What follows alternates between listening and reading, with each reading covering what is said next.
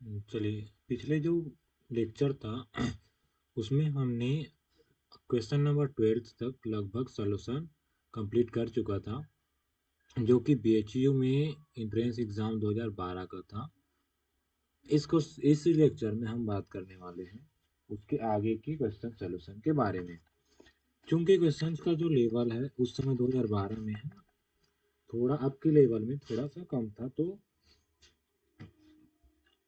आपको statement based problem ज़्यादा मिलेंगे और रिजल्ट बेस्ड, ठीक है, एनालिसिस बेस्ड आपको बहुत कम प्रॉब्लम मिलेंगे।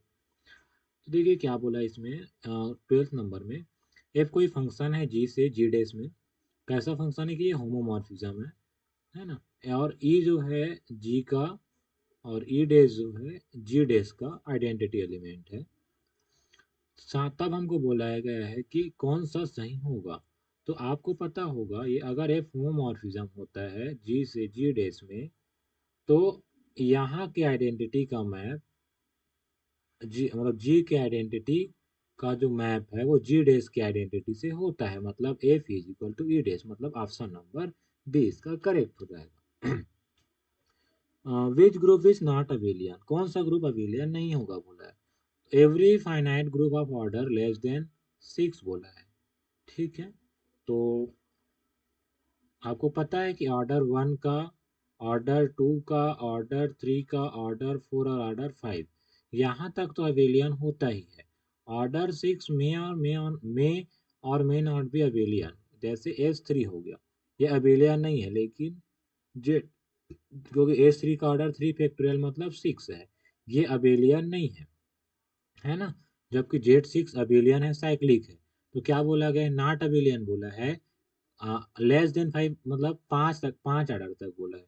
तो ऑर्डर 5 तक अगर order of G is less than और इक्वल टू 5 है, तो कंफर्म है कि क्या होगा उसको, वो अबेलियन ही होगा। तो नॉट अबेलियन बोला, एक राइट रॉन्ग हो जाएगा।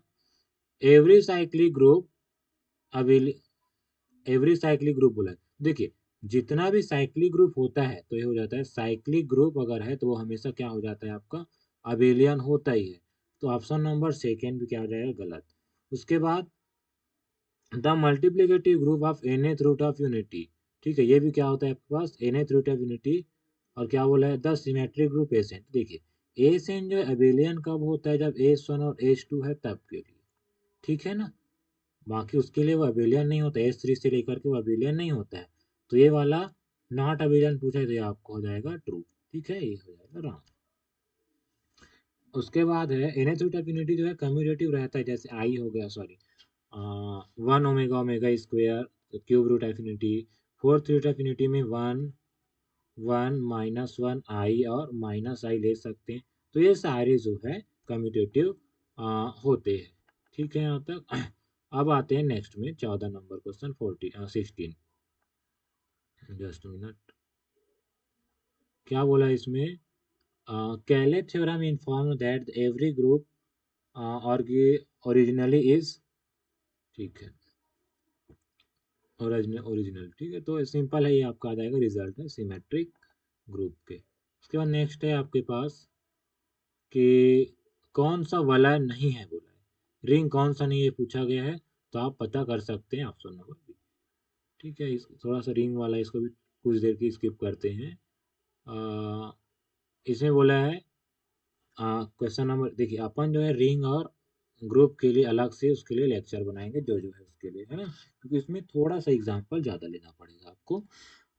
तो एग्जाम्पल नंबर 18 में अगर आप देखें तो करेक्टरिस्टिक मतलब आइगन वैल्यू की बात की गई है, आइगन वैल्यू, ठीक, किसकी eigen value, real skew symmetric matrix. तो देखिए, तो स्केव वाला जो भी आएगा, स्केव सिमेट्रिक मैट्रिक्स, है ना, उसकी जो आइगन वैल्यू होती है या तो टोटल जीरो होगा या तो प्योरली इमेजिनरी होगा, ठीक है ना। मतलब ये जो एक्स और वाई अक्ष है, तो उसका जो आपके पास क्या चलेगा, है ना, उसका जो आइगन वैल्यू चलेगा वो इस वाले में चलता है, इस वाले लाइन में, ठीक है ना। प्योरली इमेजिनरी होगा या तो जीरो होता है। इसके आगे आते हैं अपन, तो क्या लिखा है इसमें, आर जीरो आइदर, सभी के सभी जीरो होगा बोला है, गलत है। रियल होगा बोला है, गलत है। सब के सब इमेजिनरी होगा, गलत है। क्या होगा, either all zero or purely imaginary, option number D.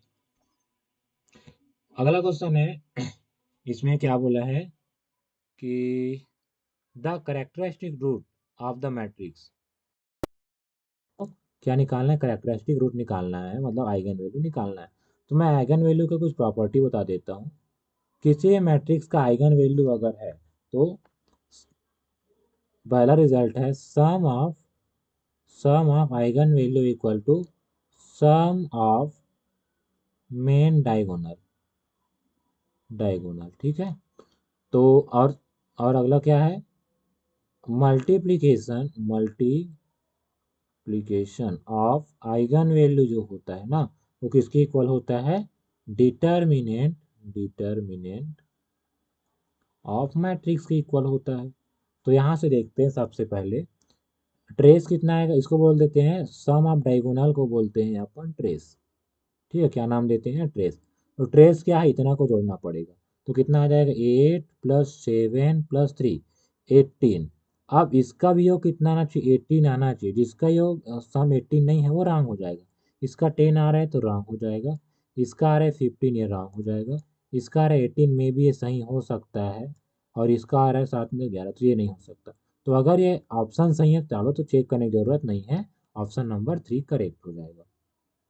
अगला है, यदि तृतीय क्रम के वर्ग आवे, मतलब इसमें क्या बोला है, if the characteristic value of the square matrix of third order, ठीक है, मतलब 3 × 3, क्या कह दिया है, 4, 2 और 3, then the value of its determinant बोला है, ठीक है। देखिए, अभी मैं बताया हूँ आपको कि अगर कोई मैट्रिक्स है, उसका आइगन वैल्यू अगर दिया गया है, तो उसका डिटर्मिनेंट में क्या रिलेशन है कि आइगन वैल्यू का मल्टीप्लाई कीजिए, वो डिटर्मिनेंट के इक्वल होता है। तो आइगन वैल्यू क्या दिया है, 4, 2 और 3, तीनों को क्या कर देते हैं, मल्टीप्लाई। तो कितना आएगा, 24 आ जाएगा।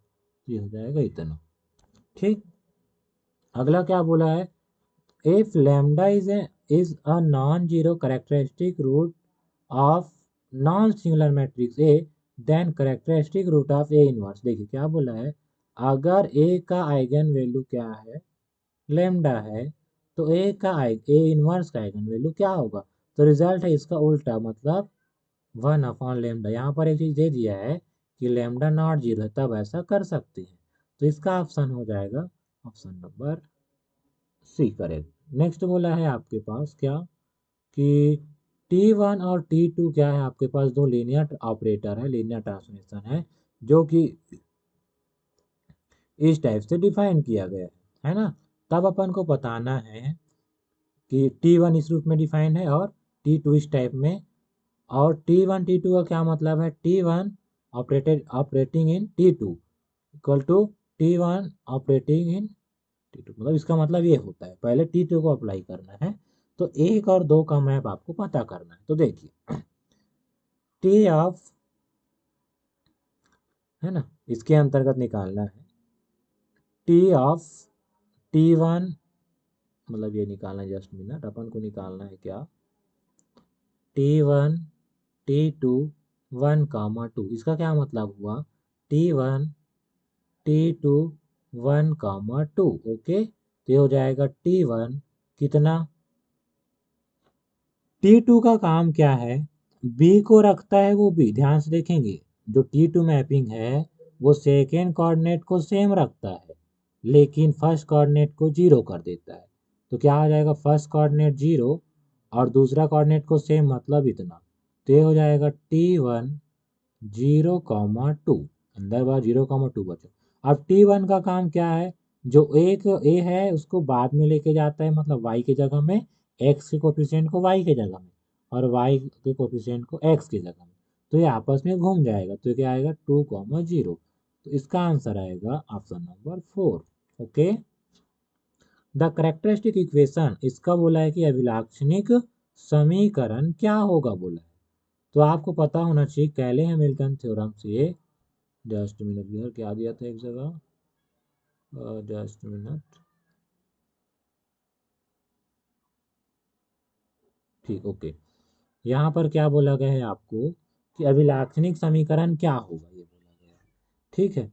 तो कैसे पता करेंगे आप कि अभिलाक्षणिक समीकरण क्या होगा? दो तरीका है, या तो आप इसका आइगन वैल्यू निकाल लीजिए और उसको यहाँ पुट कीजिए, आंसर क्या आना चाहिए आपका? सेम आना चाहिए, या तो मतलब 0 आना चाहिए, या तो क्या कीजिए इसका एक्सप्रेशन निकालिए। तो कैसे करेंगे देखिए, लेमडा माइनस 1 0 2 0 लेमडा माइनस 2 1 और नेक्स्ट आ जाएगा 2 0 लेमडा माइनस 3। इसका मतलब इसको जब तोड़ेंगे तो ये आ जाएगा लेमडा माइनस 1 इंटू में क्या आएगा lambda minus 2 into lambda minus 3, minus हो जाएगा 0। उसके बाद यहाँ आ जाएगा माइनस का 2, ये वाला माइनस 2, ये हो जाएगा 0 माइनस, सॉरी ये प्लस 2 होगा, सॉरी इसका 0 ये प्लस 2, क्या जाएगा 0 और यहाँ माइनस 2 लेमडा प्लस 4 आ जाएगा। तो यहाँ से मिलेगा आपको लेमडा माइनस 1, ठीक है, और ये लेमडा माइनस 3 है, तो कितना हो जाएगा lambda square minus 5 lambda plus 6, और यहाँ से आ जाएगा प्लस माइनस 4 लेमडा प्लस 8।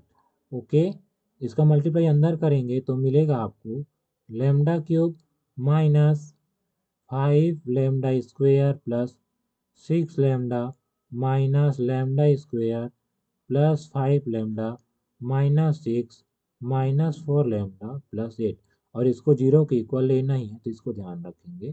यहाँ मिलेगा पहला लेमडा की पावर 3, ये वाला और ये वाला मिला के हो जाएगा माइनस 6 लेमडा स्क्वेयर, 6 और 5 11, 11 में से 4 गया आपके पास 7, 7 लेमडा प्लस हो जाएगा 2 इक्वल टू 0।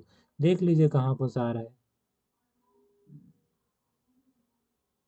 ओके, ठीक है, इसमें माइनस का गुना कर दिए दोनों साइड, तो क्या जाएगा minus lambda cube plus 6 lambda square minus 7 lambda minus 2 equal to 0, मतलब ऑप्शन नंबर डी हो जाएगा। दूसरा तरीका क्या है, इसका आप आइगन वैल्यू निकाल लीजिए जो कि यहीं से निकलेगा और फिर उसको रख सकते हैं अपन, ठीक है, यहाँ पर सेम आएगा।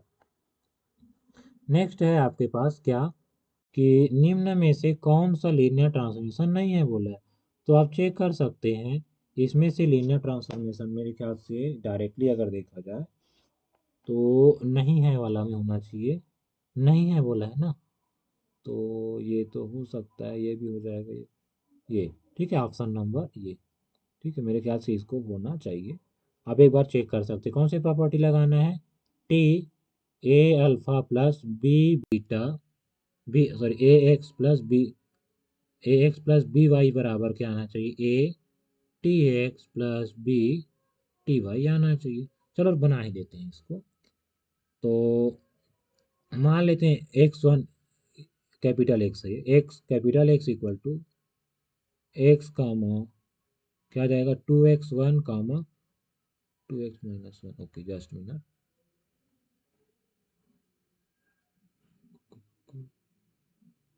ठीक, देख लेते हैं T alpha X plus beta Y, ठीक, क्या जाएगा टी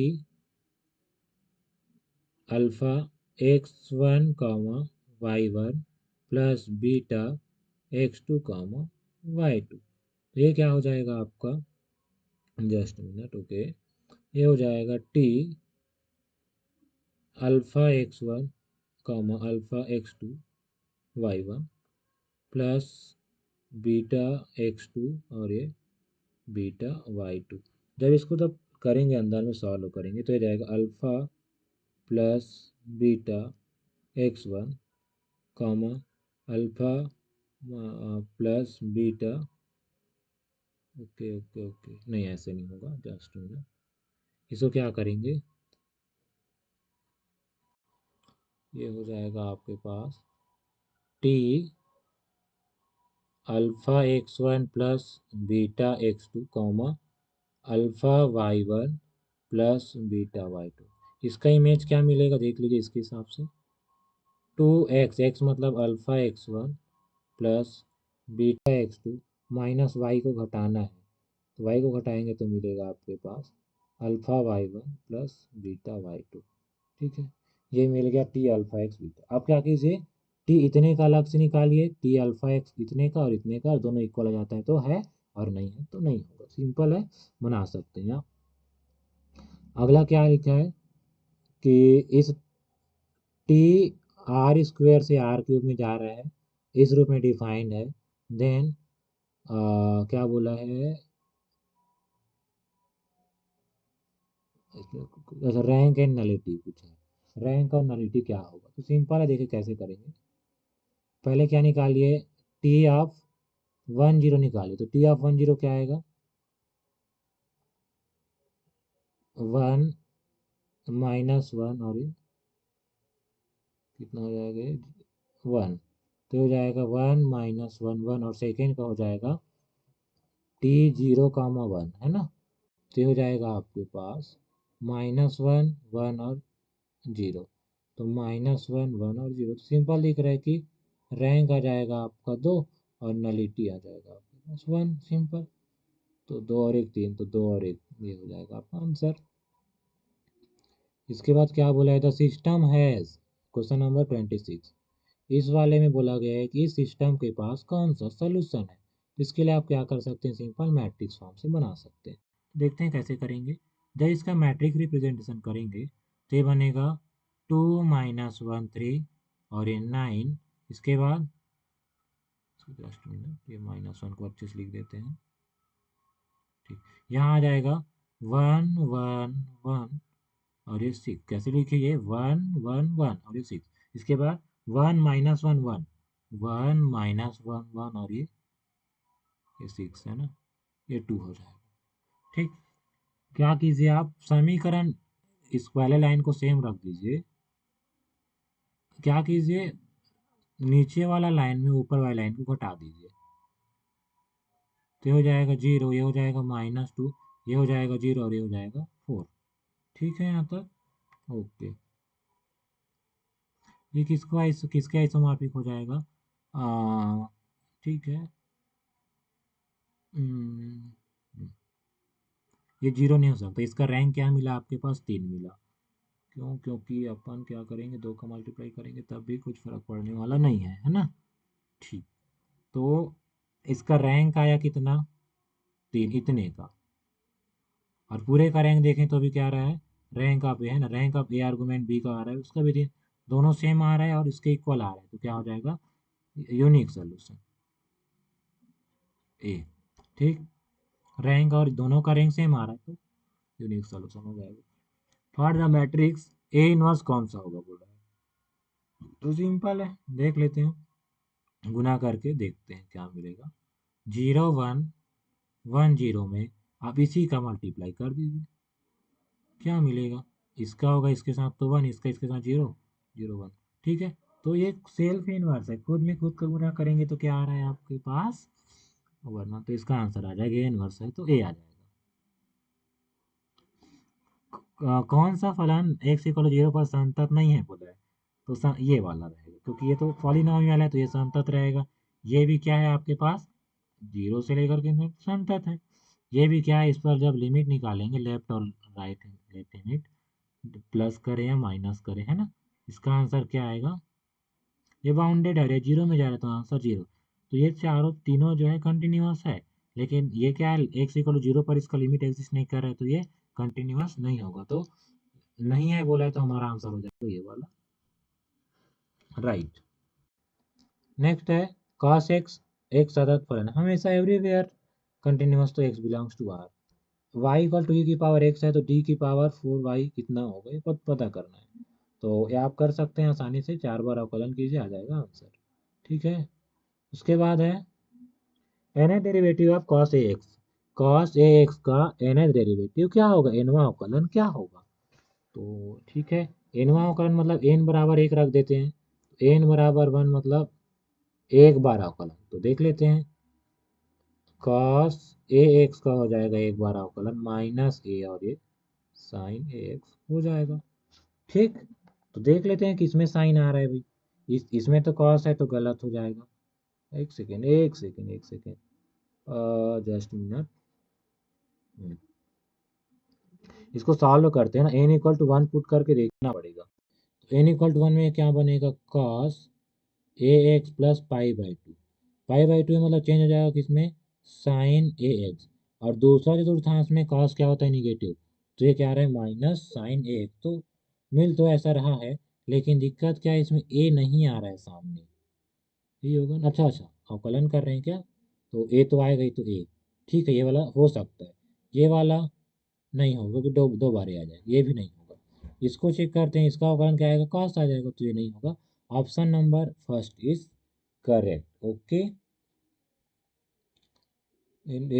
इसमें क्या बोला है, अच्छा ठीक है, विस्तार करना है बोला है, उसमें क्या आएगा बोला गया, तो सिंपल है। आप गुना दोनों का अलग अलग फार्मूला लिखिए, दोनों का गुना कर दीजिए, आंसर आ जाएगा। ठीक, कैसे बोल रहा है इसमें देखिए, कर देते हैं इस वाले को। पहले आपको लिखना है e की पावर x का एक्सप्रेशन, क्या हो जाता है e की पावर x का, 1 + x प्लस, जस्ट मिनट यहाँ नहीं करते हैं, कहाँ करते हैं इसको, थोड़ा सा बड़ा ले लेते हैं ये, ठीक है, यहाँ करते हैं। अपन को लिखना है, ओके जस्ट मिनट, ठीक, अपन को लिखना है e की power x into cos x का लिखना है। e की पावर x का पहले लिख देते हैं फार्मूला, 1 + x+x² + x³ + 3 + एक्स की पावर 4 भी आएगा, एक्स की पावर 5, यहाँ 2 फैक्टोरियल, 3 फैक्टोरियल, 4 फैक्टोरियल और 5 factorial and so on. Cos x का कैसे चलता है, पूरा का पूरा प्लस में रहेगा, मतलब 1 + x² upon 2 factorial plus x की power 4 upon 4 factorial plus x की पावर 5 अपॉन 5 फैक्टोरियल। हमको क्या चाहिए, A4, और A4 का मतलब क्या है, x⁴ का गुना, तो दोनों का पहले कर देते हैं गुना। तो पहले में क्या होगा, इसका गुना पूरे के साथ करेंगे तो x⁴ केवल यही पास मिलेगा, तो पहला आएगा एक्स की पावर 4/4 फैक्टोरियल, उसके बाद एक्स का करेंगे इसके साथ, तो क्या आ जाएगा, इस एक्स का किसी के साथ भी करें नहीं मिलेगा, तो अपन को किसका करना पड़ेगा, एक्स की पावर 2 का एक्स की पावर 2 के साथ, तो यहाँ से क्या मिलेगा, 1/2 एक्स की पावर 4 2 फैक्टोरियल इंटू 2 फैक्टोरियल। उसके बाद लास्ट में इसका करेंगे तो भी नहीं मिलेगा, एक्स की पावर 4 का इसके साथ करना पड़ेगा, तो एक्स की पावर 4 इंटू 4 फैक्टोरियल, तभी क्या मिलेगा अपन को, एक्स की पावर 4 वाला टर्म मिलेगा। तो देख लेते हैं क्या आएगा, जस्ट मिनट, ओके, कितना बार आया है, 3 बार, तो 3 x⁴ अपॉन, नहीं नहीं नहीं, अभी जोड़ेंगे नहीं इसको, पहले डिनोमिनेटर को मतलब हर को समान कर देते हैं, ये एक्स की पावर 4 बाहर आया, 1/4 मतलब 24, ओके, प्लस 1 ये हो जाएगा 4 प्लस 1/24, तो ये हो जाएगा एक्स की पावर 4, ये हो जाएगा 2/24, क्या हो जाएगा 2/24, और ये 1/4, ओके, तो 6 का ऊपर नीचे गुना कर देते हैं, तो 2/24 ऊपर नीचे 6 का गुना करेंगे, 24 हो जाएगा, 6 दूनी 12, 6 2 8 हो जाएगा, सॉरी, एक्स की पावर 4, 8/24 मतलब 1/3, तो आंसर नंबर 3 इसका करेक्ट हो जाएगा। ठीक है, ओके, उसके बाद नेक्स्ट है, क्या है जी इसमें, log 1 + x है, तो कौन सा आपके पास ट्रू होगा बोला है, अच्छा कौन, इससे कौन सा मान बड़ा होगा, ये आपको पता करना है, तो इसके लिए आप क्या कर सकते हैं, डेरिवेटिव वाला फार्मूला लगा सकते हैं। ओके, ये किसका है, y बराबर x का, किसका लाइन है, ये y बराबर x का लाइन है, और log x का कैसे चलता है, कुछ इस टाइप से, है ना, तो log 1 + x जो है किससे छोटा होगा, हमेशा 1 + x से छोटा होगा। ठीक, तो इसमें से कौन सा दिख रहा है भाई, x/2 से छोटा बोला है ना,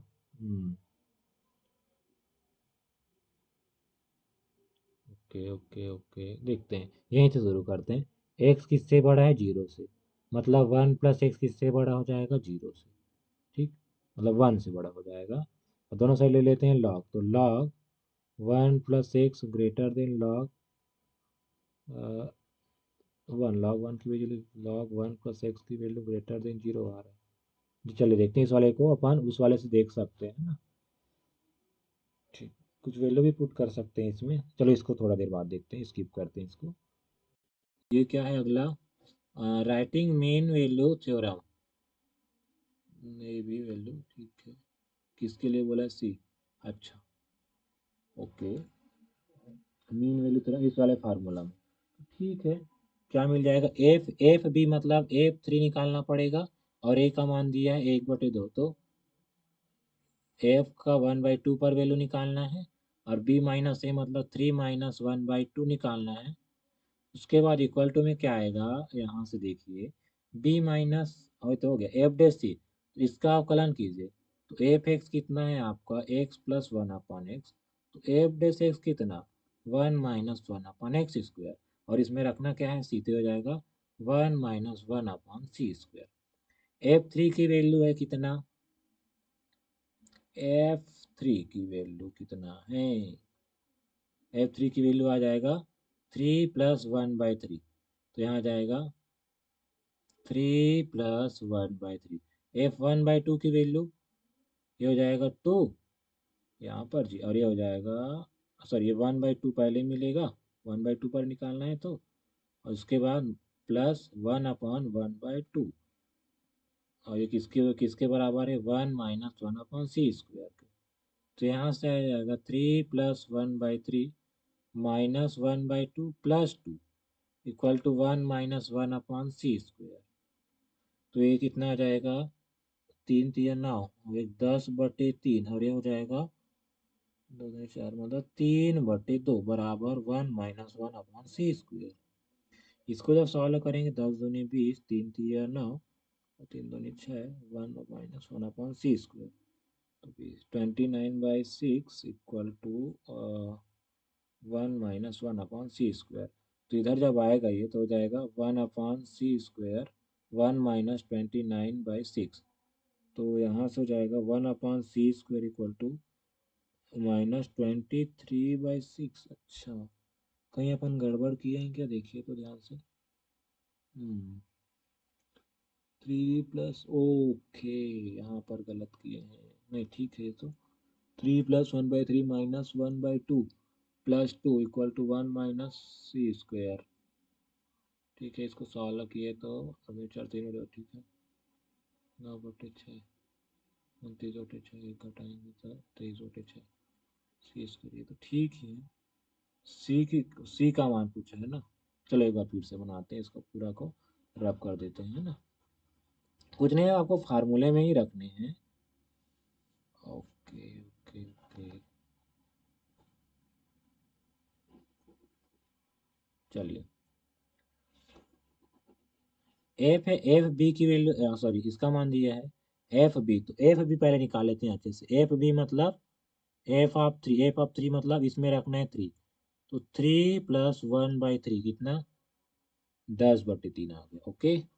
उसके बाद एफ ऑफ ए निकालना है, तो एफ ऑफ ए मतलब F1/2 मतलब कितना, एफ ऑफ 1/2 की वैल्यू 1/2 + 2, 5/, अच्छा जी, यहाँ पर अपन करो, ये पूरा माइनस में था ना, अपन एक को माइनस में ले लिए, तो ये 5/2 आ जाएगा, तो 10/3 ऋण 5/2, और नीचे क्या आएगा, बी माइनस ए मतलब 3 ऋण 1/2, तो यहाँ से आ जाएगा 10 20, 20 ऋण 15/6, और नीचे आ रहा है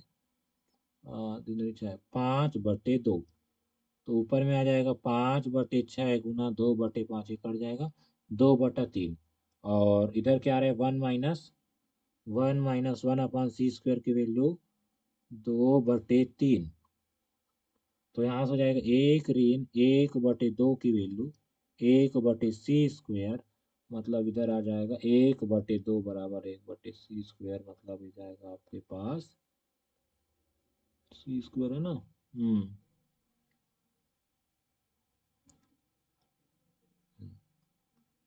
ठीक है ठीक है ठीक है ठीक है, 2/6, अच्छा 2/6 मतलब 1/3 आएगा, 1/3, ये क्या 1/3 है, तो वो ये हो जाएगा ऋण 1/3, 1/3, तो ये जाएगा 2/3 मतलब वर्गमूल 2/3 आ जाएगा c², तो सी का जाएगा आपके पास वर्गमूल 3/2, तो इसका ऑप्शन नंबर डी हो जाएगा। थोड़ा सा मिस्टेक हो गया तो आप इसको स्किप कर सकते हैं, है ना, अच्छे से बना करके, केवल फार्मूले में मान रखने हैं बस। ठीक, ये किसके लिए वैलिड है बोला है, तो आपको पता है कि एक्स क्या होना चाहिए, आपके पास जीरो से बड़ा होना चाहिए, तो यहाँ पर 1 + x को 0 से बड़ा होना चाहिए। जीरो, इसका क्या मतलब हुआ कि 1 + x ग्रेटर देन 0, मतलब x ग्रेटर देन -1। ठीक है, चलिए नेक्स्ट है द पेडल पेडल समीकरण। ठीक है, तो इसके लिए आपको थोड़ा सा देखना पड़ेगा, इसको बाद में देखते हैं, ज्योमेट्री वाला जो पार्ट है इसको।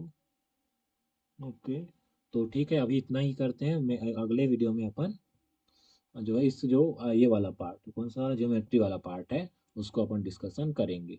ठीक है, तो थैंक यू, मिलते हैं नेक्स्ट वीडियो में। अच्छा लगा हो तो लाइक से सब्सक्राइब करना ना भूलें। जय हिंद।